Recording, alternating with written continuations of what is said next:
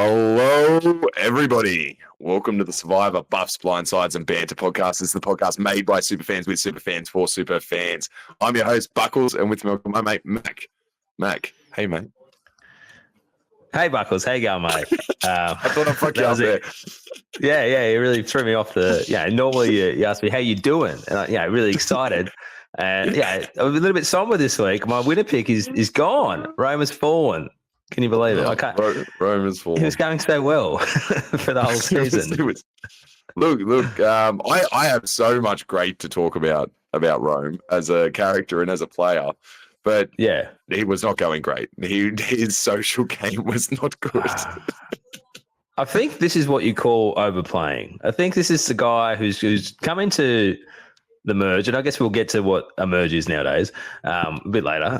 He's come into this situation where everyone's on the same beach, and he can't just sit back and do nothing. He wants to be the one who's making the plans and getting who he wants out, which is not the right strategy. Which is, everyone else's strategy is just get through this boat. Whereas Rome is like, I'm going to put a target on myself for no reason. Didn't love that from my winner pick, but that's Rome, and that's who he is. He's true to himself. He's authentic. He is authentic. Are we sure that's himself? I feel like he might have pumped himself up a little bit for TV. I'm not so sure. He's like, whoa. If that's him in real life, I'd really love to meet him. He's the type of guy I want to fucking play with. He's the type of guy I want to have fun with. He's the type of guy you go out for beers with and you don't know what the fuck's going to happen. Yeah, he's definitely a wild character. Would I want to play with him? I guess so, because he's so loyal to his people. He's one of these guys where you look at him and you're like, oh, he's an erratic player who's going to backstab you at any point. But he had his people the whole time, never turned on them, did everything he could to save them. The people who weren't with him, he was so against them, which is perfect as an alliance partner. Like, if they ever get the numbers to do anything, they're not going to target you. They're going to target your friend Rome. So great alliance partner. Unfortunately, in this episode, I'm a little bit shocked. His alliance didn't stand up for him at all. Genevieve, no fight back against the Masters. I guess we'll get there, but I really thought 11 verse 1, and you feel like she should have just fought for him. I just thought we might see a confessional from her to say either I need to stand up for Rome or it's time to let Rome go, whereas we didn't really get anything from her point of view. So a little bit strange. I can understand why, because it's so safe at this time of game, especially half merging, not getting your buff. Everyone just wants to get that buff. Everyone wants to make the jury. So it's like, all I need to get through is one more vote. If there's a name being thrown out and everyone's on board, who am I to push against that? Yeah. And look, I don't want to take the conversation away from Ryan, but a great example of that is Sam and Sierra. Like, Andy's name gets brought up at the merge feast, whatever the fuck that was. It gets brought up there, and they're really I don't really want to lose him, but at the same time, it's like, what are you gonna really stand up for Andy, this player that's such a issue to them in the past? Yeah, well, from everyone else's vantage point, Andy is still this man on the bottom. So if Sam and Sierra stand up for him too much, it might be a bit sus. They want to keep that relationship on the down low. And like you said, it's a time of the game where you can't be so stiff on what you want to do. You really just have to be fluid, and whatever happens, if it's not me, this is a perfect Sandra situation. Anyone but me, just for this vote. Maybe the next vote will be completely different, but right now you just need to get to the next vote.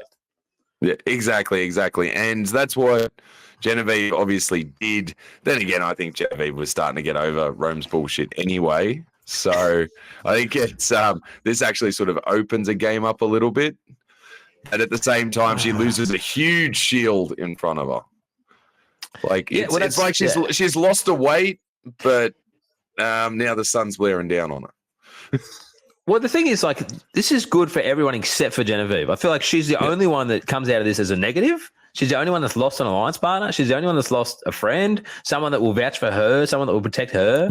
Everyone else loses nothing, except for they all can make the merge now. Genevieve is the only person in the whole cast who did not win from this vote. So, look, can one person change the mind of 10 others when it's already made up? And Rome is just such this divisive character. What chance did Genevieve have? Should she have even tried? I guess probably not, because it might have just put a target on her as well. As you said, you just said they have to play fluidly. Yeah. So it's disappointing because I would like to see a Robe Genevieve partnership run the game, and they did for a little bit, but that's dead now, and Genevieve's flying solo. Really, she's smart enough to get in with other people. So she's got Sol Scottini. Yeah, and she's in with Solentini, like well and truly. Yeah. And I think she's gifted enough. She'll pick up other people as well. Like her social game seems to be pretty good. She was genuinely running Lugo or Lavo or whatever the fuck it was. Lavo. Yeah, for sure. She is good enough. You can see. Lavo.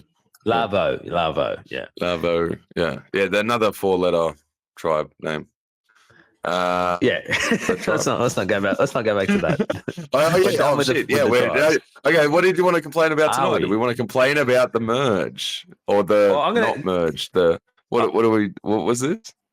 Okay, so I've got a little game set up for you. It's called Verbal Charades. So how it's going to work? I'm going to describe a situation to you, and you have to guess what it's called. Okay. So you're a Survivor fan, so this should be pretty easy for you. Okay. What do you call it when 3 tribes go to the same beach with about 13 players, maybe 12 players? They do a challenge. One person is immune, and they all vote. What is this called? Oh, I'm racking my brain, man.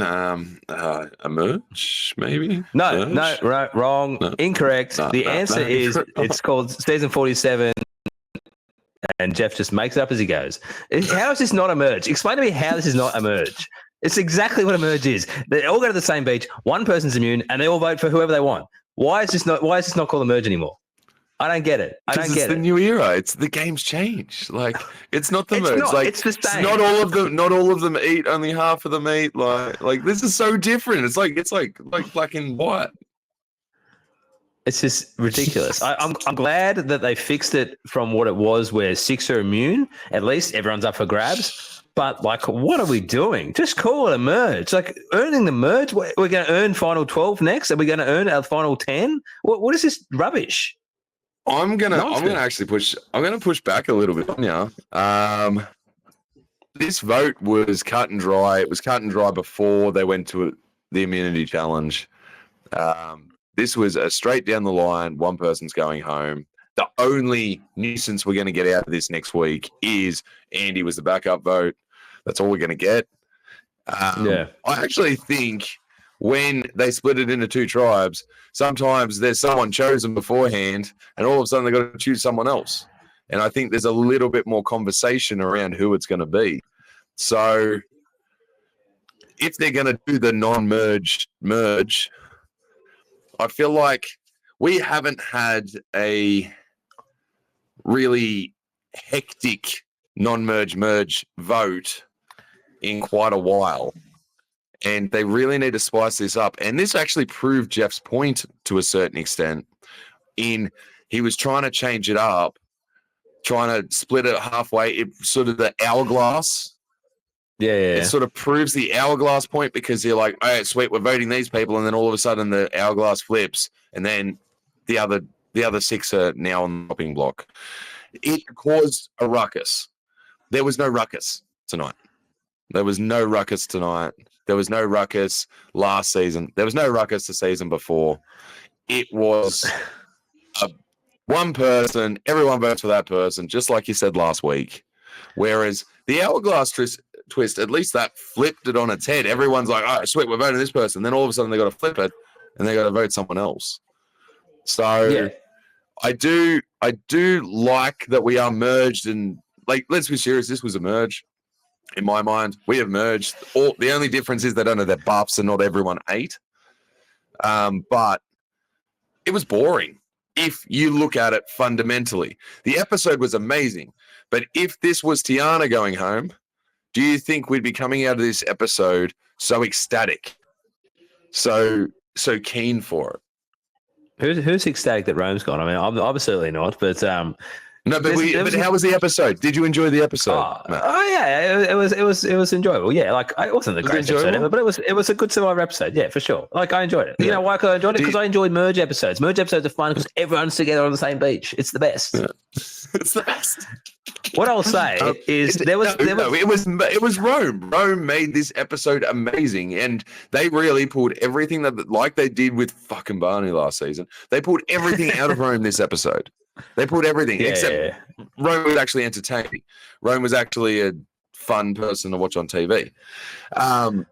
So they pulled everything out of it. It made it a really good episode. It was cool seeing the fall of Rome. I don't want to make a pun about Rome and all that sort of shit, but like it was a really good episode. However, if you look at the vote, it was very basic, very simple, no complications, boring as fuck. Okay. A lot to unpack there. First off, for someone that doesn't like Banu, he gets a lot of mentions on this podcast. I will say, I don't even say his name anymore. You bring it up every week. I don't even mention him. He's the precedence. He's the precedence of the fucking new era. Yeah, he's winning hearts. He's still winning hearts. I say that. No, anyway, the reason why there was no ruckus, there's no intrigue in the vote, is because they're not merged. There's no buff yet. They're not part of this merged tribe. Let's pretend this was actually the merge and the jury started now. I don't think this is as straightforward as you think. I think, like, historically, the merge vote is usually exciting up until maybe the last sort of 10 seasons. So why are we changing that? Which the only difference is they're not actually merged yet. And I use that very loosely, but Jeff says this is not a merge, so they play very safe. Whereas if he just said, hey, you're merged, things might happen. People might want to actually make a move. Whereas voting Rome out is not making a move. It's just going the easy vote. So I think they're hamstrung the players into doing nothing because they haven't given the buff, and people want to make the moves. Like they made a big hullabaloo at Tribal Council about, how the merge is where the game starts. No one wants to be a pre-merger. The best players all make the merge, which is all facts. And no one wants to be the guy who didn't make the merge or was voted out just before the merge. So they all just go, how do we get through the vote? I don't care who it is. I just want to be safe. Yeah. All right. Look, real quick on Real quick on the Rome puns. We saw Sam's final confessional about Rome wasn't built in a day, but your game surely was stunk. How many people had a Rome pun? Do you reckon they just didn't show them? I reckon 7 out of the 9 votes all had that exact same quote. Yeah. Well and truly. It was just there for everyone to take. Yeah. Yeah, it was. Yeah, and it's probably been on every single podcast since. Absolutely. Yeah. Yeah. It's a great name. It's a great name for Survivor. It is. I love it. It's a great. It's an awesome name. The next person is Troy. So they're on 48. Yeah. Troy. Rome. Yeah. I feel like Troy doesn't have as many moments. You talking about the movie or the place? Well, like the movie / the place. Yeah. I don't know any quotes, but anyway, let's. You got any other things? Maybe Sparta. Maybe like this is Sparta or something. But, that could be Sparta. I love that movie. All right. Yeah, it is a good movie. All right. Well, let's break down this episode. Yeah, as you said, okay, let's talk about it. So it was bad for. What's the name? Fucking Genevieve. Guinevere, that chick. Guinevere. Your mate. Yeah. So this was bad for her. I 100% agree with that. That's exactly what I saw. I think she loses the shield, but she also loses the weight. So I don't see this as a completely horrible thing for her. She is always going to be targeted with Rome, and she could get in trouble. Like it's like if they can't get Rome, they'll get her, sort of thing. If that friendship was to continue, so it's never good being in that place. Just like if they can't get Sam, they'll get Sierra, that sort of thing. And that's why I think a lot of people think Sierra is not long for this game, because she's just going to be caught in the crosshairs of Sam playing big. So, but at the same time, he was a shield. He was loyal to her, even if he did sort of mess some stuff up with Saul, and he loved playing his games. He was. To everyone else, they don't care. Teeny and Sol hate Rome. They want him gone anyway. But everyone else, they don't care. They just need a name. And just like the first vote of the season, what is the most simple thing that we can get together? This guy's a little bit annoying. This guy's a little bit arrogant. This guy's talking some shit. And it was something they were all able to latch onto, and it was awesome. We got to see Rome. What did you think about Rome at Tribal Council? What did you think about how Jeff responded to Rome? Because you could see the depression in his face when Rome had walked out. You could see he was like almost cut. He was almost cut at the contestants when Rome is walking down to do his final confessional. Yeah, I think he realizes in the moment, like, who are the main characters, who are the standout personalities, and it's obvious that Rome is one of those people. When he sits in his chair and goes into so much depth about the ambulance and why we have to get rid of the ambulance, I was like, wow, this guy is such a good speaker. To ad lib that, like, surely he hasn't thought about it to do a speech on it. Fantastic. I think the first time Jeff's ever given his seat up. So it was a really cool moment. Probably better because he was voted out as well, that it made it like this bigger thing. And everyone seemed to be happy with Rome in that time. Like, give him his moment, give him his flowers walking out the door. So it was nice. I enjoyed it. Yeah, and Rome was such a good sport about it all. Like, there was no, like, I think when he first got up, he was like a little bit like, he got me, bloody hell. And then he's just like, poise. Cheers, guy. All the love. Yeah. I mean, most people sort of, except for Annika last week, most people are pretty gracious when they go. Very different. Very different. Yeah. What did you think about the edit of the whole, like, after the challenge, pretty much from the time we saw Rome's going to go home to Tribal Council, how they're just hosing Rome. All his biggest and best one-liners are coming out. I'm Michael Jordan. He named some other hopeless basketball player. I'm doing the best thing ever. I can't believe I've got all these votes. How good's my game?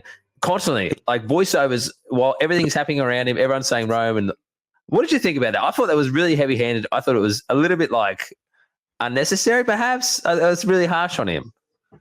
Yeah, look, don't get me wrong. For some people, I think it's really, really harsh. I think Rome loves it. I think Rome would be lapping that up, and I think that episode guarantees Rome a spot in, I don't know, season 50 or season to come. Like, Rome is coming back. Rome is coming back. Rome is the cue of this season. Rome. Yes. Yeah. Rome will rise again. Yeah. Rome will rise again. Rome will rise again. And he'll probably get voted. No, he won't. He will fail. No, he'll choke. Let's talk about what players are like Rome. Rome's archetype. Give me, who do you think is Rome? Well, I was thinking about this. Is he? He's definitely, for me, the biggest villain of the new era, I would say. Like, I can't think of anyone that's been a bigger character that's in an. Q wasn't as villain. Like, Q wasn't really a villain. I feel like Q was just a big personality with opinions, whereas Rome was actively destroying people's games to their face, which is, I love that. Like, it's like we said it a few weeks ago. I think I said it when Jackie was on the podcast. It's like Russell Hance levels of, like, in your face. I don't give a shit. I'm just going to tell you how it is. If you don't like it, there you go. So this isn't a threat. This is an ultimatum. Yeah. That's obviously his biggest moment, I guess, and what he'll be remembered for. But who doesn't love to see this? Like, someone so brash and so brazen to just do whatever they want and largely get away with it until now, I suppose. It's sort of caught up with him. His reputation precedes him. And it all comes from the conversation he had with Kyle. And it's like, if he decides to not share information or do it in a – I'm not going to say they were lies, but half-truths, I would say. If he just sticks to full truths, maybe he's not a target. Maybe him and Kyle can – work together. Like, he just wanted to have so much effort in. He put so much effort into the conversation. Why don't you take the ally out of the conversation instead of trying to destroy someone that you've obviously got a connection with, like, that you obviously can get talking, that you're going to get information out of in the future because he's literally telling you what he's thinking. And like, that's like, and especially for Rome, like, loyalty, someone that's loyal to Rome would be an awesome thing to have.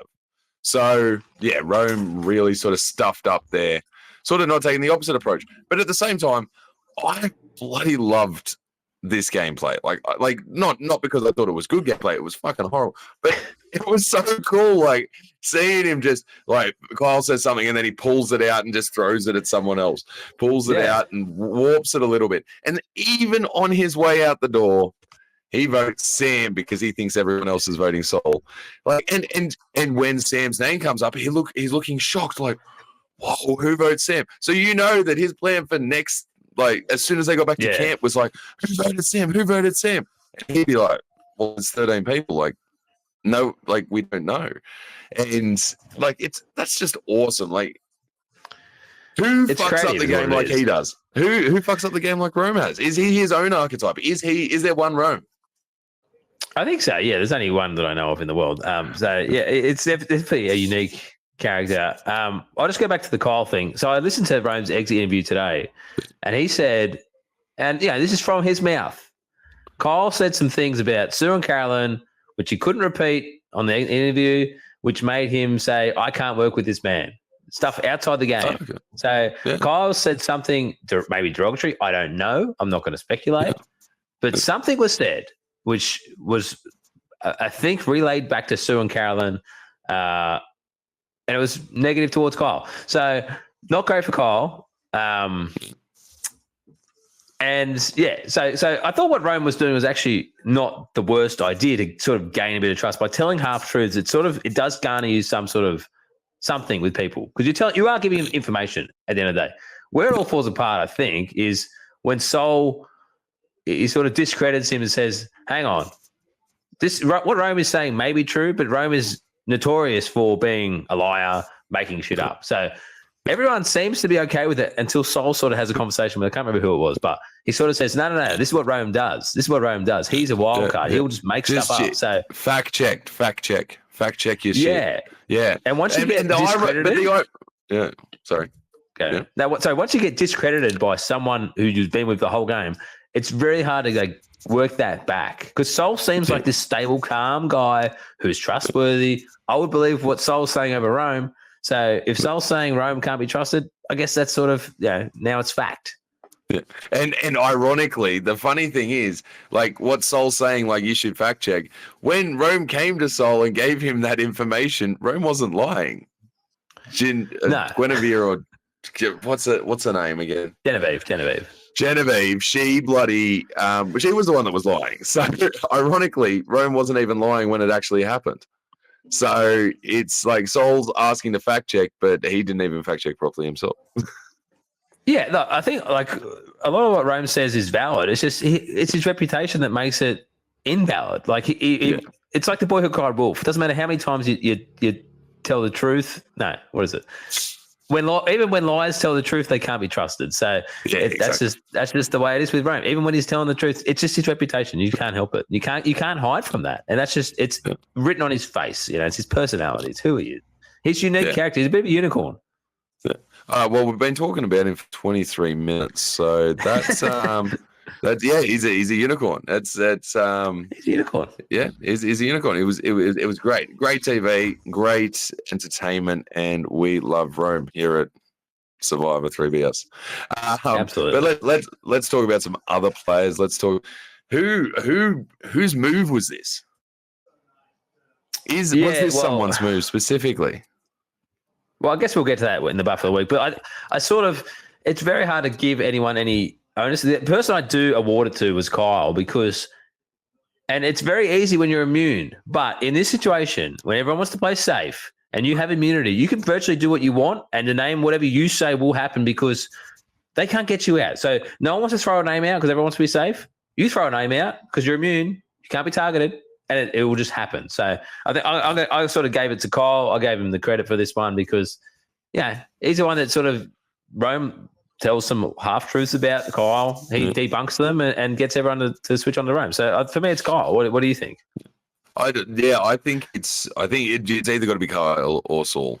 That's literally it. Saul, he says as soon as they hit the beach, like, if Rome's saying it, you better fact check it. So he's planting the seeds of that distrust. He's planting that, as you just said, like he's been with Rome since day one, and then he comes in first thing debunk, like says, just be careful with what he says, is an awesome sort of subtle way. And I also liked how he played it all. He just played it smoothly, played it so calmly that everyone there was so happy to. Like when Rome's throwing his name out and it's like him versus Rome, he's just like calm. Yeah, I just assumed that would happen. That's fine. Like let him do what he needs to do. How he played that, I thought was really, really good. And there's a reason like people wanted to play with him instead of Rome. And that's just because of his demeanor and how he handled the whole situation. He didn't actually say anything bad about Rome. He just said, "Oh, you better check the facts. Like you just better look into that. He might be telling you a wobbly."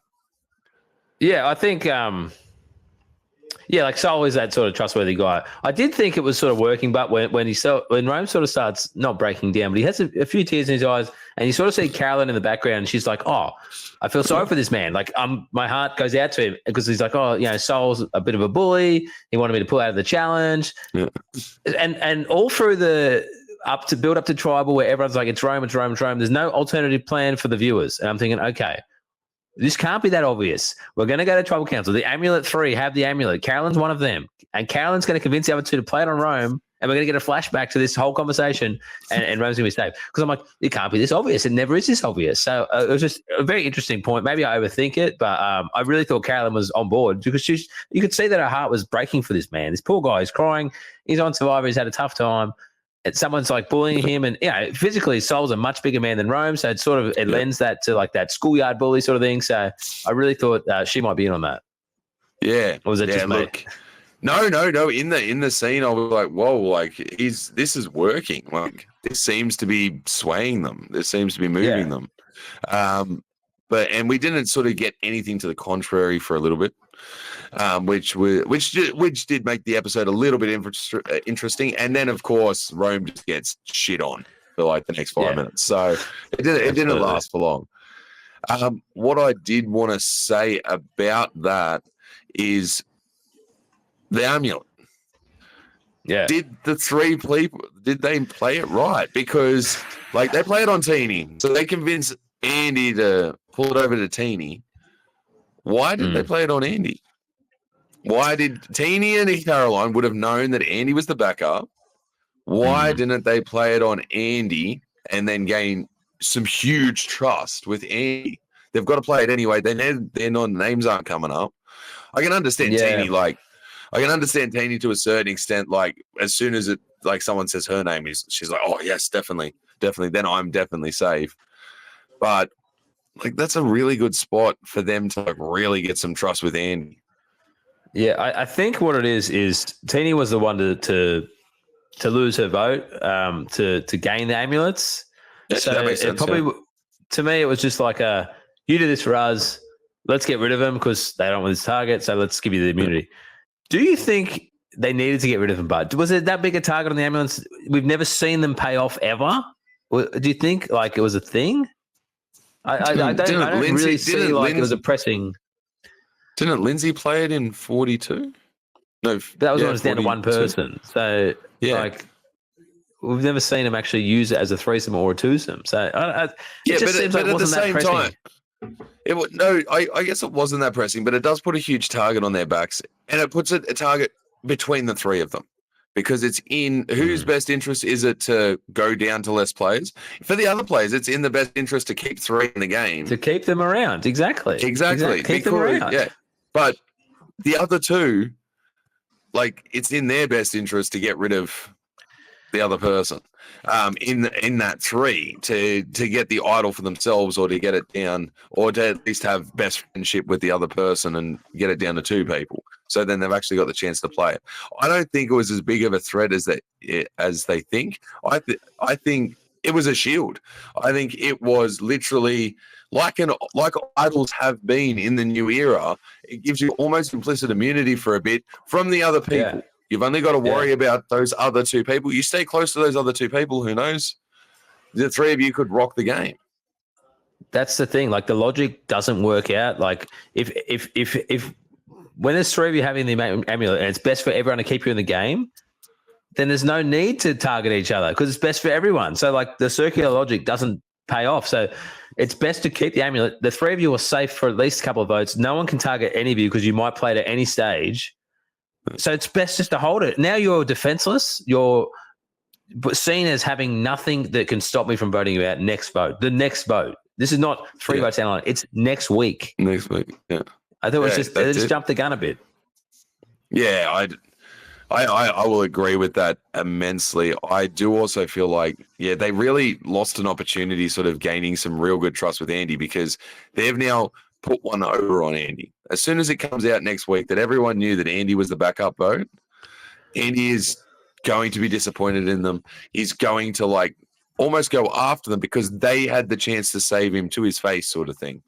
Yeah. And like that, like when we see like next time on Survivor, and we see Andy pissed off, like they're coming for me, I'm going to go for them. I actually don't think it's going to be about Sam and Sierra. I think it's actually Caroline and Deanie. I think that's just a bit of editing play. Okay, here's the thing. Like, who did Andy think the backup was? Sol?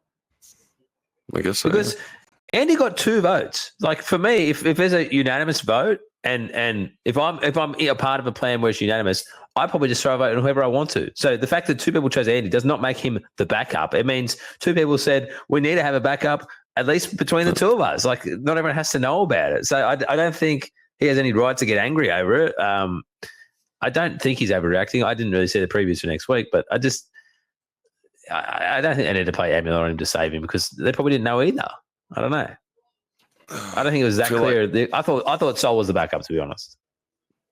Okay, I thought it got around enough, like because they literally said it. Well, they said it in front of Teenie They said it in front of Teenie at the thing. Sam and Sierra not defending him, lets that go through. And as we've talked about, every time they go on this lunch, the people at the lunch decide who is going home. They go back to the tribe. That's who goes home. Or that's who gets the votes. Caleb didn't go home, but that's who gets the votes. Well, usually because they're the only ones that have the power to vote, or that are immune as well. They're immune as well.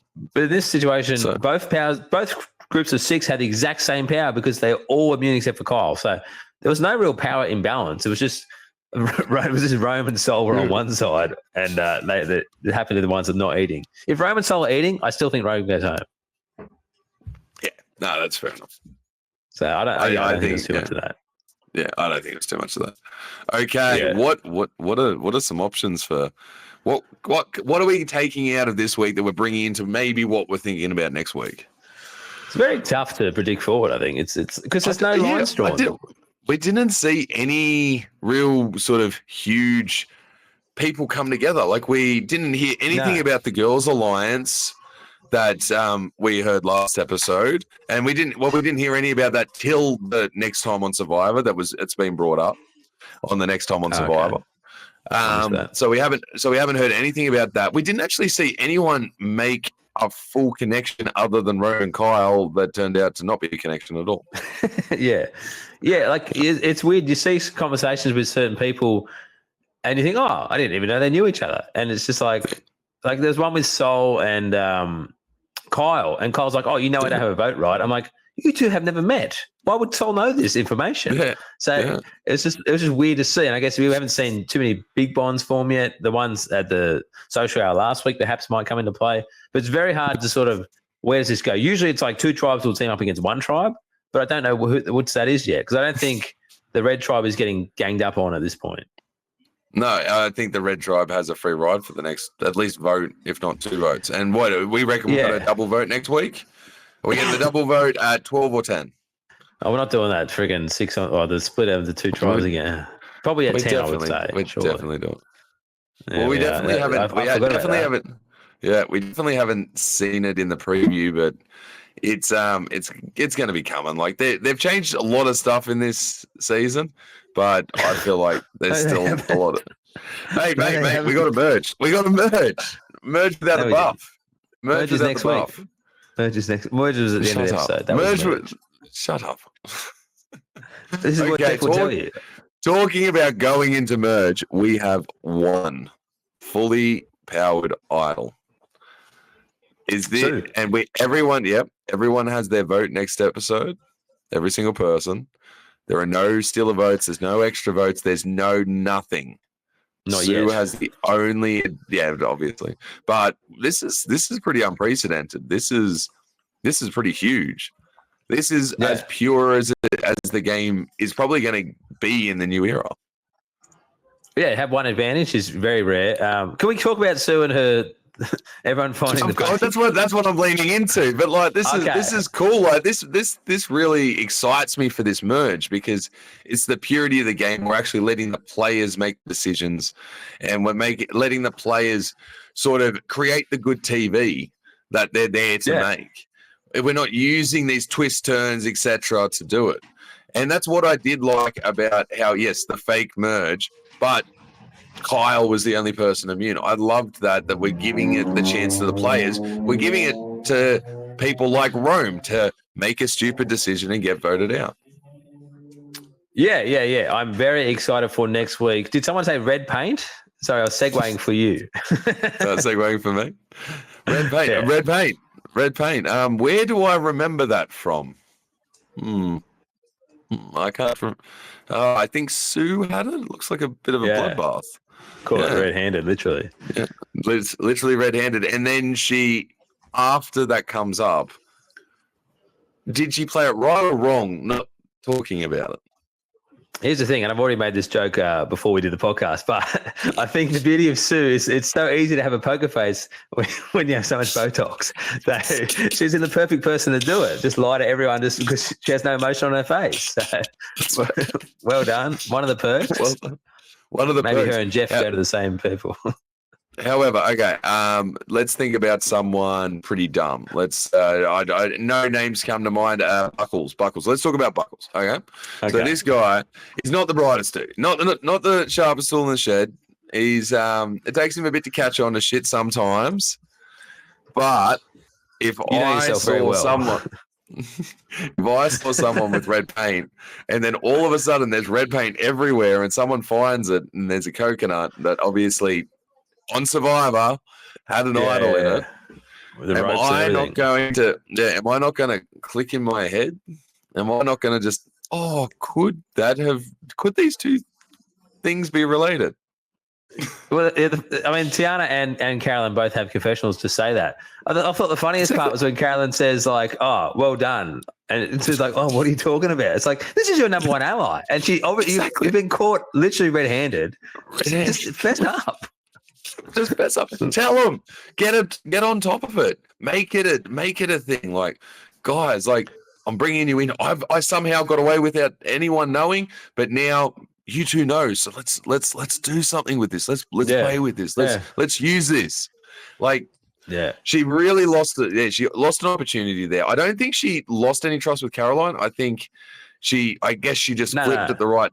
She flipped at the right time to like sort of nodding away. And Caroline played that really, really well, really supportive. But Tiana, we didn't see a chat between those two.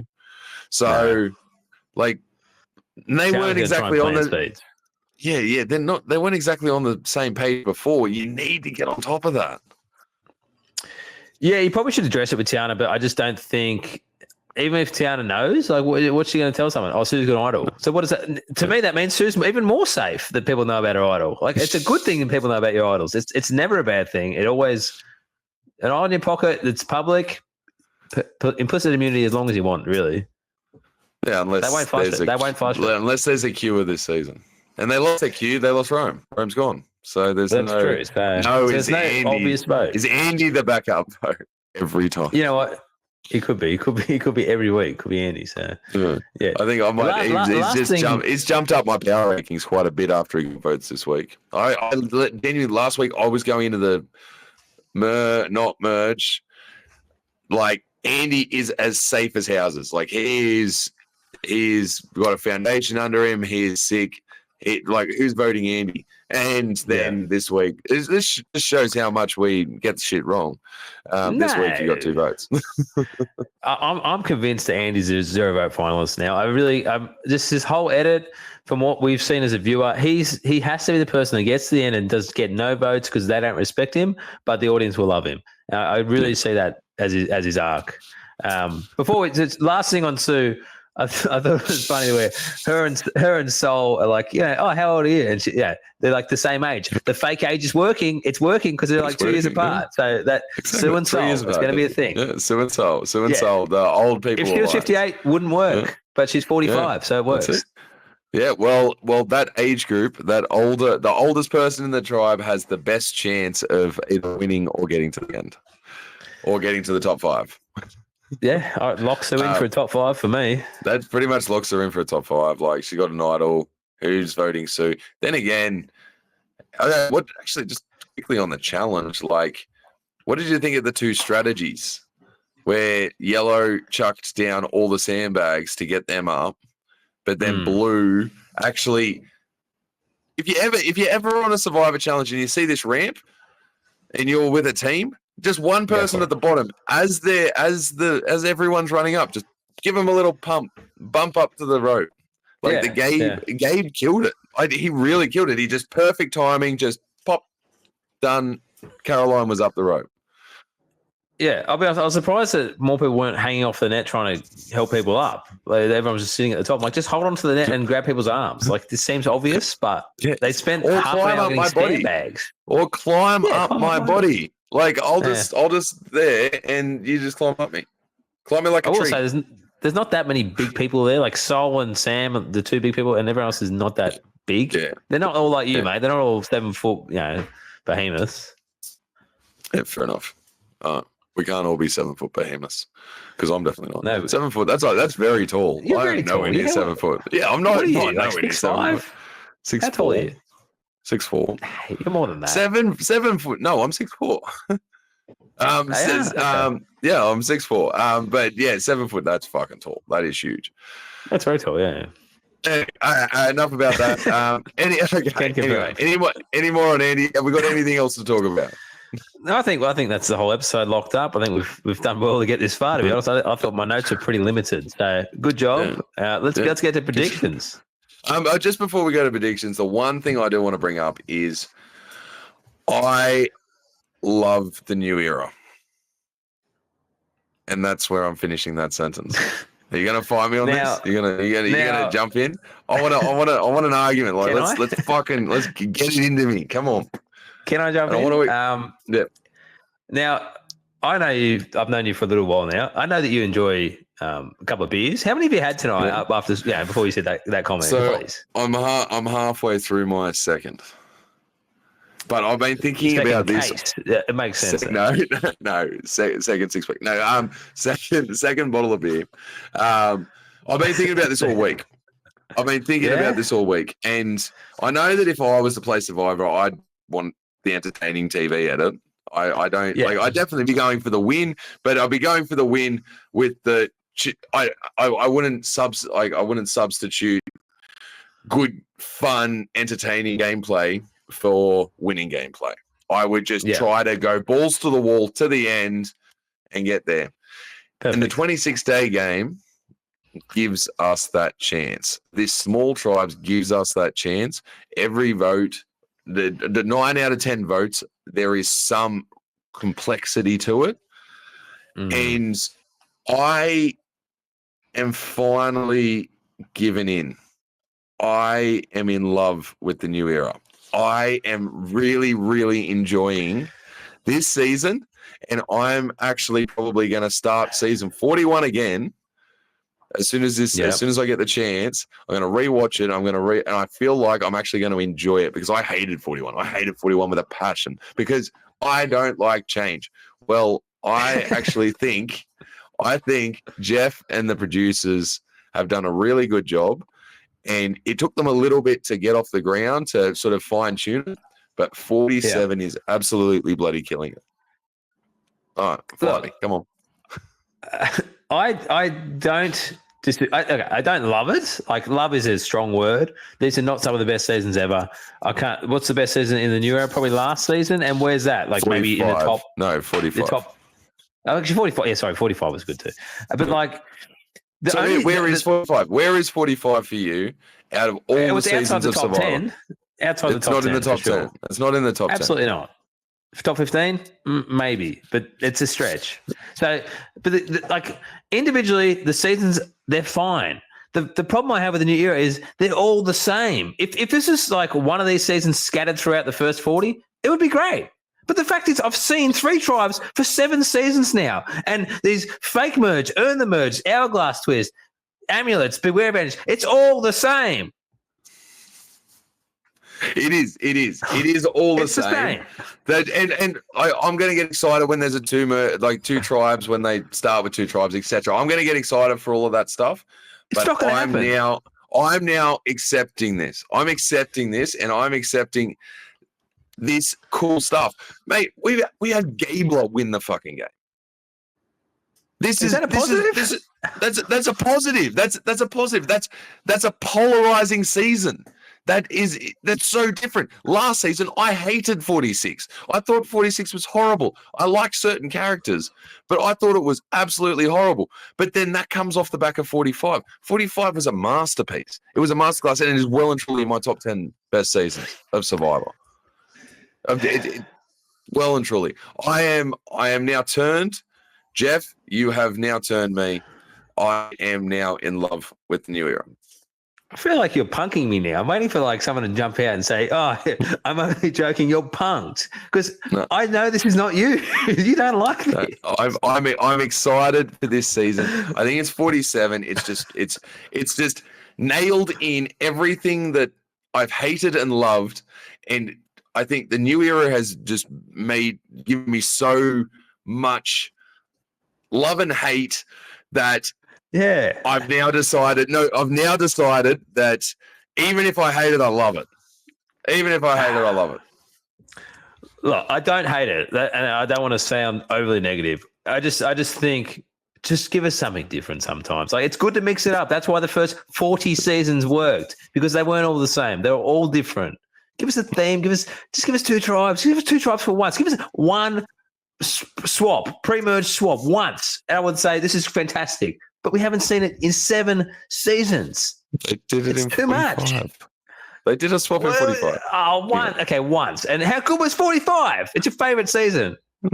It is my favorite season. Anyway, look, these are definitely similar, but I think the casting is on point. They've really worked out their casting from just super fans to a lot of fans, a lot of super fans, but there's a different there's sort of a different levels. Yeah, like I think when they got Cody on 43 and they realized he's not a big fan, they realized there are still some great characters that aren't big fans.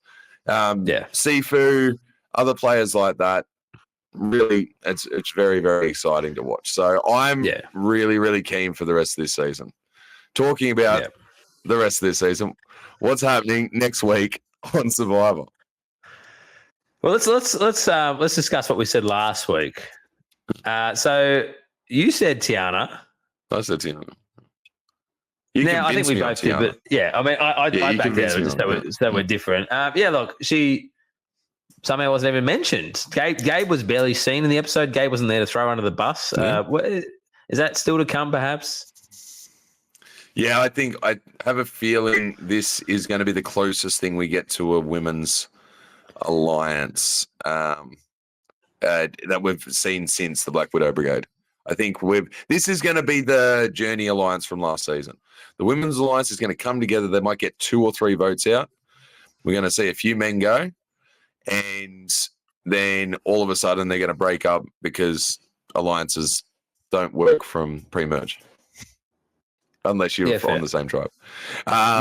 So I think I think Gabe's actually in trouble next week. I don't think Tiana is. I would be really worried if I was a guy on 47 at the moment.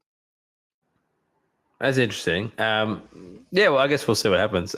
Real quick, I think I said Carolyn to because she has an amulet, but they got rid of the amulet, so it takes the target off herself. So there's that. Takes the target. So what is your actual prediction for next week? I think my winner pick's dying.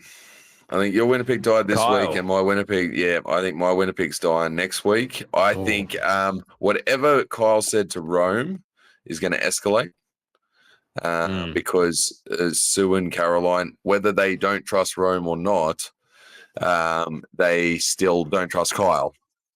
So, and he even when he was sort of protecting himself, he's like, "I'm the most trustworthy dumbass on this beach." Love that line. But yeah, he swears a lot. He's like me. I like him. I'm a big fan of Kyle. But yeah, I think he's like him winning the immunity this week. I think this just puts a target on his back. He absolutely killed in that immunity, and it's the next Hunter. He's just the next Hunter. That likable guy. He thinks he's a little bit strategic, but he's not. And I think my winner pick's going down. Yeah, he doesn't seem smart enough to cover the fact that he won the first immunity after the merge, which you don't want to do, especially as a guy who looks physically fit. It's not really a good look for you. And then give he also got his way to the 45-year-old. yeah. And then he also got his way with the vote as well, which is like sort of puts him in a power spot. Easy to say, oh, Kyle, good this, let's get him out. It's his resume or whatever. So can definitely see that happening. I'm gonna stick with Tiana. I think I'm gonna go her this week. I just think, yeah, we saw Gabe again this week talk about he wants to be on the Mount Rushmore. I think it might be the third time he said it. He's got to do something. He's got to start doing. He must start taking over the game. Yeah. Otherwise, they wouldn't be showing us these confessionals. He must do something. Yeah. So Tiana's the first one. No, I don't think so. He's not. I'm waiting for him to stand up and he's got the confessionals for it. Like he's got a confessional in every single episode, and he's like, and they're entertaining. Like, and they're all positive to him. Like they're all positives on him. Yeah. Then again, Rome did the same thing. I'm not saying that you have to love him. I'm just saying, like, does he win this season? Like, that's a lot. Yeah. There has been they're letting him get away with some really good stuff that isn't backed up yet. I don't think you have to be a winner to be on the Mount Rushmore of the new era, but like you could just be a fantastic player, like a la Asari, Jesse.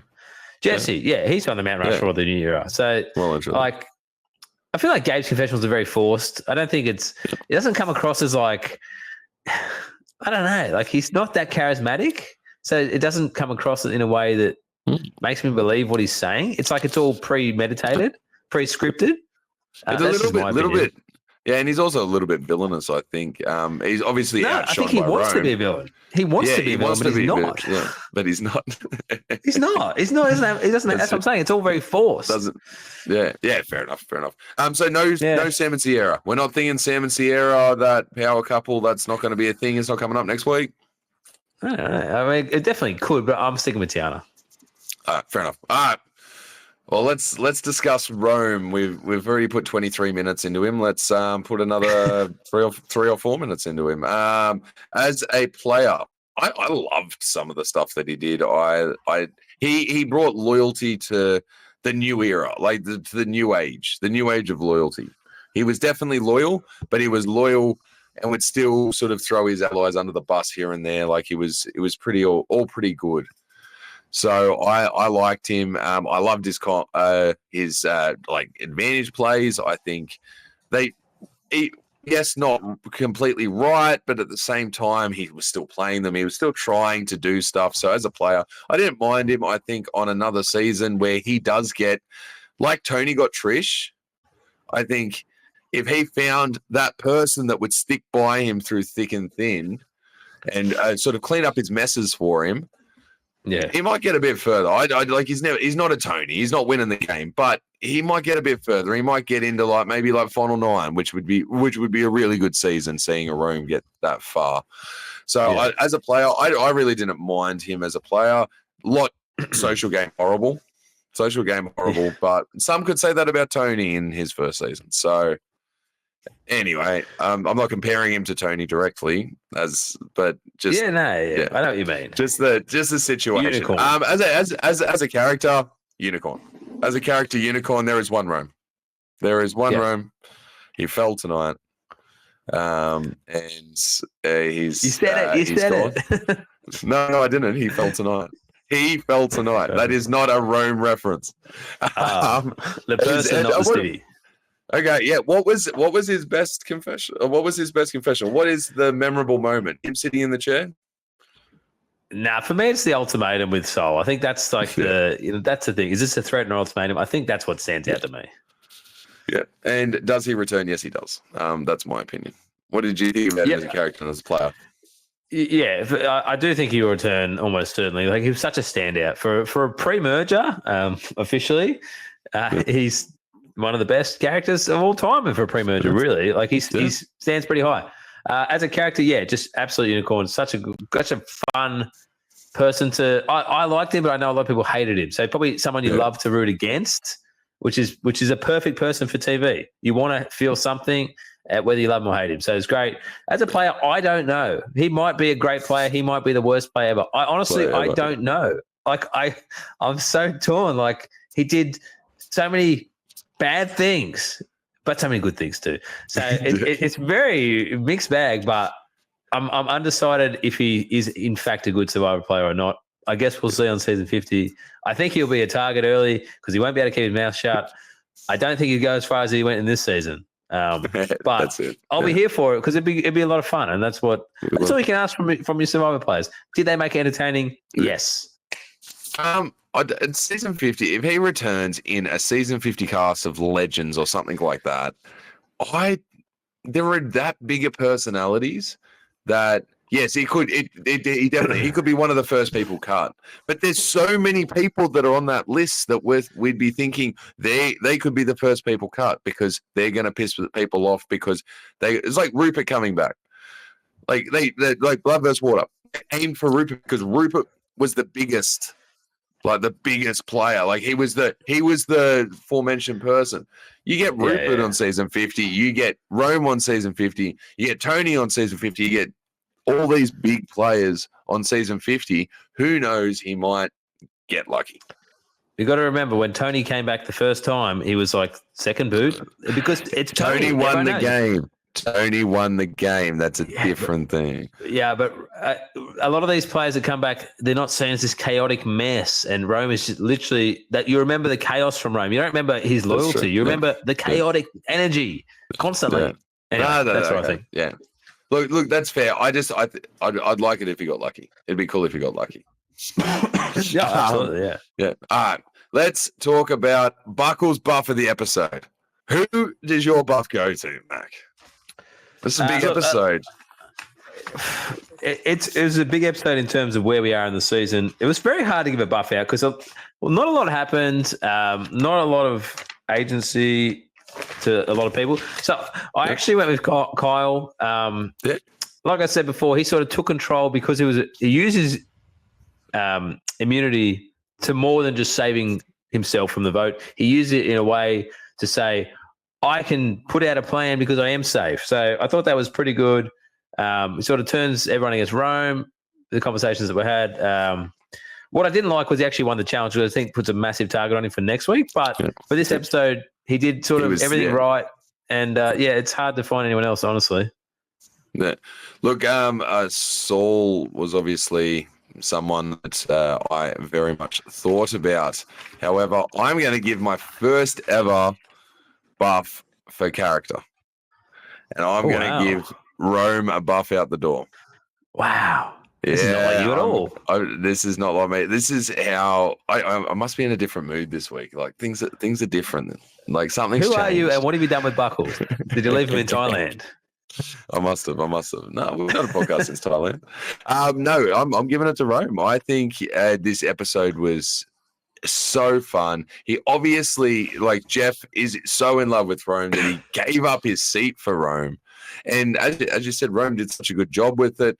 His confessional's so entertaining tonight. I had such a great time watching this episode and watching Rome die. The fall of Rome. Rome stuffed up. So yeah. Okay, anyway, that brings us to the leaderboard. Okay, so this brings Kyle up to 1. So he has now joined us on the leaderboard. He joins Andy, Teeny, and Rachel on 1 buff apiece. Guinevere is on, that's a name, is on 2 buffs. And then we jump on with tied for first place, Sam and Rome. Unfortunately, Rome, I'm sorry, you will not be winning this season. Be hard to win from here, but he could do. He could tie first, essentially. Yeah, he could tie there's enough first, people to split the buffs. But split them. I don't think he will. Yeah, and chances are we get a guest on for the last episode of the season, so there's probably 3 buffs going to 1 person. So generally, that's how it works. Yeah, that's generally So we're going to change that format because it's so rigged for the winner that they almost have to win unless they're so far behind. Yeah, I think Charlie won last season. Did he? I'm pretty sure he did, didn't he? Okay. Kenzie didn't. Yeah, No, Q won. Q won last season. I was going to say, I thought Q might have won. Q won. Yeah, Q won last season. Yeah. Anyway. All right. Well, yeah, I should know. I should know that. We might have to go through the archives. It's your buff. It's called Buckles Buff. This is your segment. I should know. Well, Jam won it. I know that. And I know yes, I'm D pretty won sure it. he did. Yeah, so I know them all. Did yeah, D Q. win? Jam, D, and Q. Yeah. Yeah, anyway, right. Hey, enough about that, mate. What do you got going on? Not a whole lot. I got my nephew's birthday party tomorrow. Some sort of car racing event. I'm not really sure. Yeah, look, it's a very quiet weekend. That's probably it. My cousin messaged me yesterday. He's getting married in a few weeks. He's like, "Oh, we're going to go for a couple of drinks." I'm like, "Why didn't you organise a Bucks? I've got 2 kids. You can't give me 24 hours notice." So I'm probably not going to that. But this is my life. Yeah, that is your life. What about yourself? What are you doing this weekend? Cricket season's kicked off. How did you go last week? We won. We smashed it. Back in. How did you go? I got 2 catches. I didn't bowl. No, I batted. I got told to slog. I got told to get out there. We had a lot of wickets in hand, so I got told to get some runs very, very fast. And how many did you get? I hit a 4, and then I hit another 4 that didn't make it and got caught. So I got out for 4. 2 balls. Okay. 2 balls for 4. 2 balls for 4. 4 plus 4 is not 4. Yeah, and then no, I did not bowl. My body wasn't there for me last week, but I did get 2 awesome catches. One that was at point, shot straight at me, and I plucked it out of the air. And the other one in the sun, I was literally screaming, "I can't see this! I can't see this!" as it's coming down, and I saw it at the last second. Yeah, right. Just hang on a sec. Yeah. Can you hear that? That's all the listeners leaving this podcast now. We're talking about cricket. Okay, fair enough. So this weekend, my company's birthday is 5 years. Wow. Congratulations. 5-year anniversary of my company. So we're taking the boys up to Sydney. We're going to have a fun time on the harbour.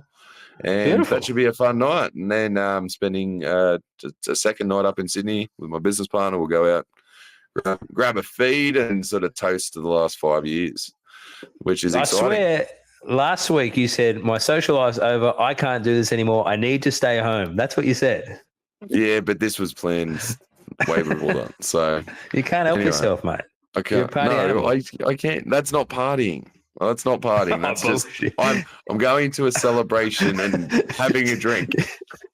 Yeah, and many a drink, I'm sure. Yeah, if you knew what partying was, you know what partying was. Oh, sorry, right. This is just a This is just a social. Just a bottle of Patron. Just keep it light. Yeah, just one bottle. Let's say just keep it small. I'm not bringing a case. Okay, guys, get us on Facebook at Survivor Buffs, Blindsides, and Banter. Get us on Instagram, Survivor_3BS. Get us on Twitter or X at Survivor3BS, and of course on I forgot where I was. TikTok, I think it is. TikTok at Buffs, Blindsides, and Banter, and YouTube, which this video will be up on Buffs at Buff, Blindsides, and Banter. I've been Buckles. He's been Mac. Rome has fallen. He said it. He did the pun. See you guys. See you, Buckles. See you next week, mate.